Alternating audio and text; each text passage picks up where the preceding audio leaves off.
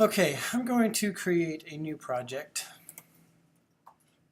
And for this one today, we are going to do a circle wipe. I've got a little logo from one of the students. And I'm going to import that into After Effects now. I just downloaded it, so it's this one, this qreviews.org logo. So I'm going to open that. This is a PNG file, but it's probably plenty big for the screen size that I'm going to make. So what I'm going to do is create a new composition, Command N for new, and I'm going to make this 720-23-976. Oh no, don't use that preset. Do 1280 by 720 and make the pixel aspect ratio square pixels. Background color black is perfect for me. Click OK. So there we have our nice canvas sitting there, our composition window. I didn't rename it, but that's okay. I'm going to drop the QReviews logo right in the middle there. Okay, so there's the QReviews logo. And what the question was, we wanted to make this logo have this line that drew itself on around this corner and then finished itself out into this shape at the end. And luckily for Jake, the line coming off of this side of the logo and then meeting up with this part of the logo, that's the same line. Okay, if that weren't the case, we would have a little bit more of a meticulous project, but as it sits right now, this is a best case scenario for doing a little circle write-on. Now if we did the write-on effect, how many of you have watched the write-on tutorial? None of you yet? Okay. So what we would have to do is draw a line that would follow the middle of this and then have it right on this cue, but that won't work very well because if the write-on effect goes outside of this at all, then we're going to start seeing the bottom part of this layer or this logo before it starts, the write-on gets to this point. So what I'm going to do is create a circle shape, and I'm going to have the circle shape draw a path so that it draws the circle on, and then I'm going to use that as a track mat for the cue. All right. All right, so let's make no layer selected. If I go up to my shape tool and create and use my ellipse tool, I am going to create a circle that is going to be the exact, pretty much the size of the circle of that cue. All right, how am I doing this?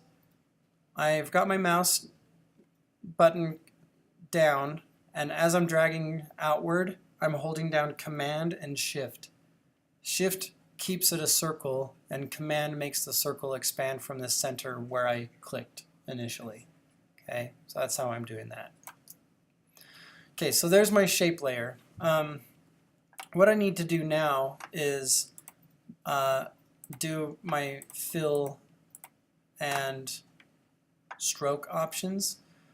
I don't want there to be a fill on this, so I need to click on the word fill and select the none, so no fill.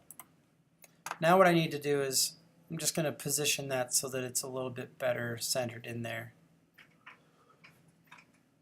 Alright, now I want to make this stroke, it can be white or any color so long as it's opaque, but I need to make the stroke big enough to cover this entire logo.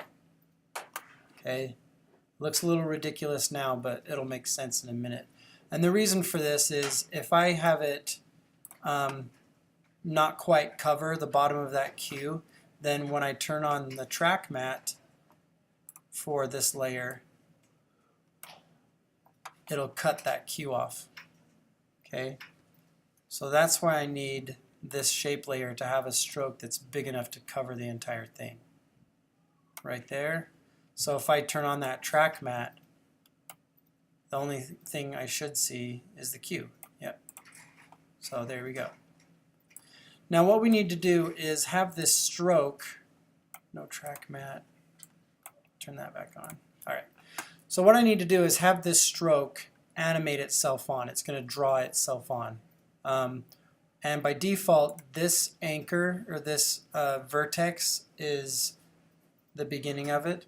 So let's go to the contents of this ellipse.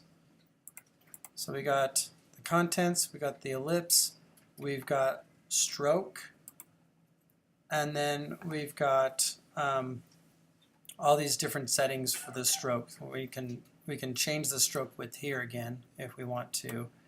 But what we need to do is add an animation to this, and that is what part of the stroke is going to be visible.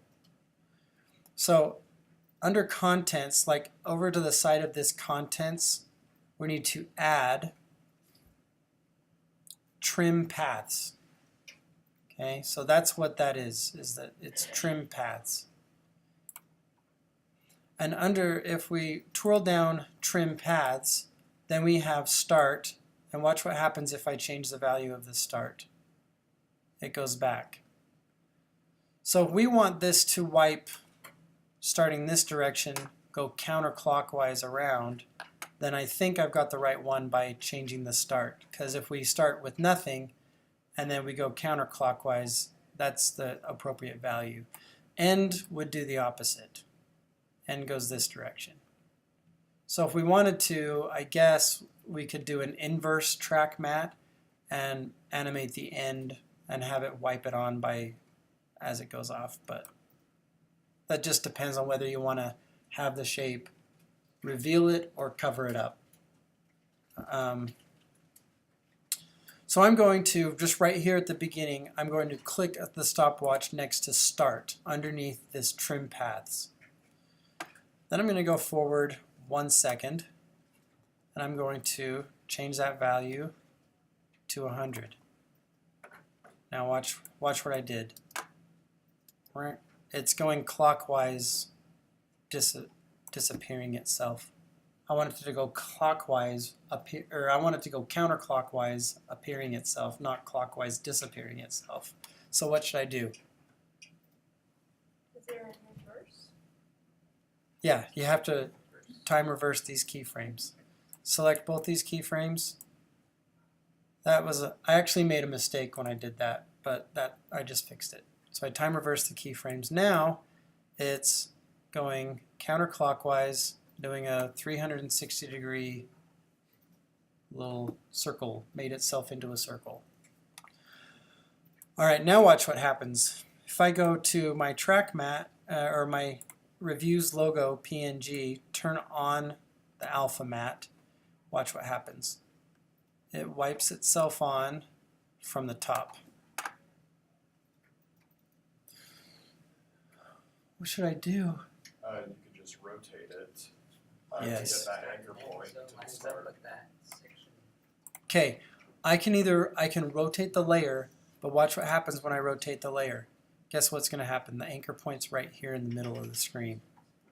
I'm going to hold Shift R to add the rotation settings to it. It's going wonky out that way. Okay, that's not what I want. I want to rotate the shape itself. So transform ellipse, I'm going to go ahead and just watch the beginning of this. And I want to have it be right on that intersection right there. So let's rotate this circle till right there. looks like 132 degrees is what I need. So now watch.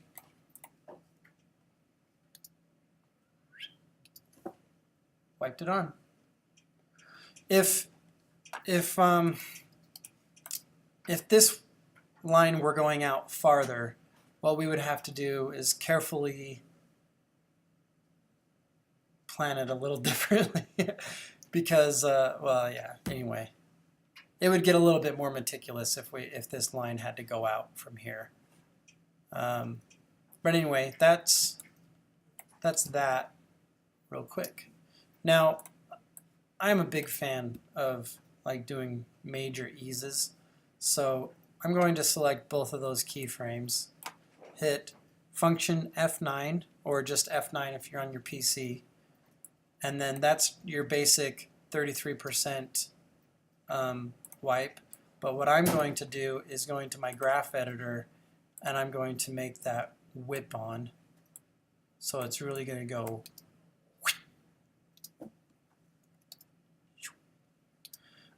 If I wanted it to start out really fast and then go down to a really, really slow ending, I can drag this in and then shorten that one. And that'll, okay.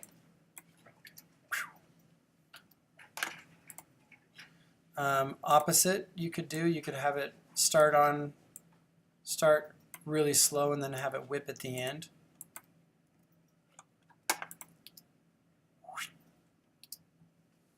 Okay. All right. My personal preference would be to make them both. All right. I think it's time for this keyboard shortcut. It's Command-Shift-K for changing the velocity of your keyframes. You can quickly go in. Right now, this is all, I messed it up with the graph editor. So if I hit Command or F9, function F9 on your Apple keyboard, then select both of them, Command-Shift-K. Then for each keyframe, by default, the influence is 33%, 33%. The different animators like different numbers. I like 70-70. Some animators like 80-80 or 85-85. There is a website that can do this using a plugin so that you just select all the keyframes in your project and you add the same whip to everything. It's pretty nice. Saves a lot of time. But let's watch what 70-70 did to my graph. It turned it into that first whip that I did. Almost. Okay? Which means it's 70%. Think of it this way. If the handle is pulled 70% in this direction, that's where it pushes that peak. Okay? And that's the outgoing velocity. The incoming velocity is this side going into it. So that's what those numbers mean.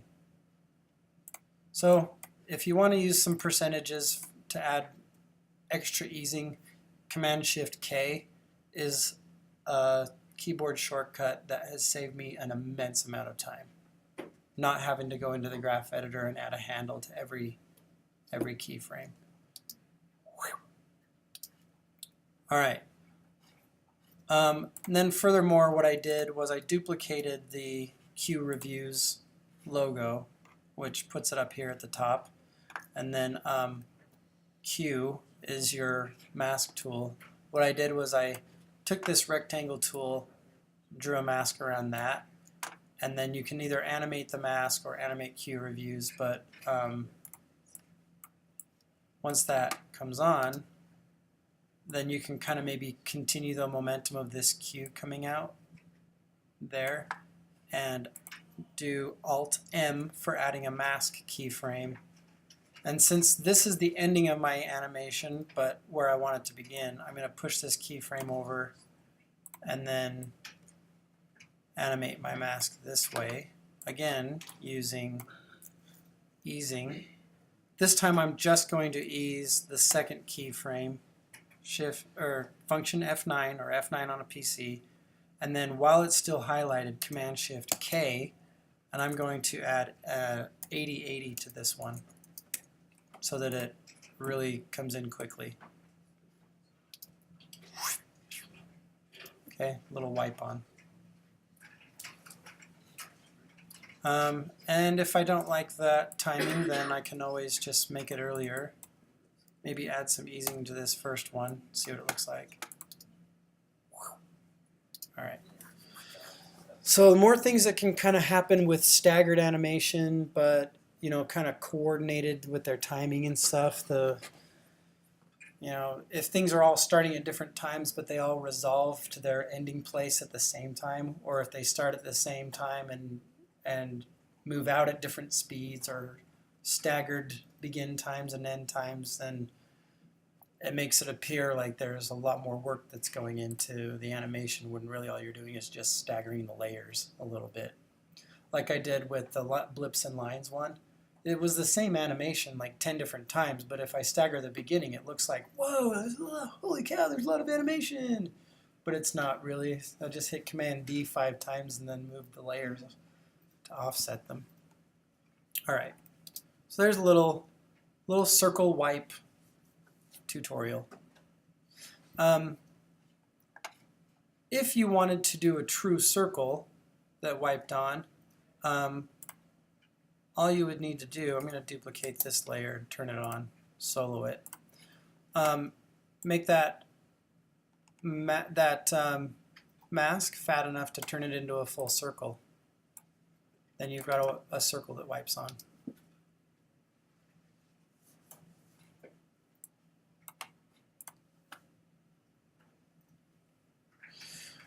All right. Any questions about that little tutorial?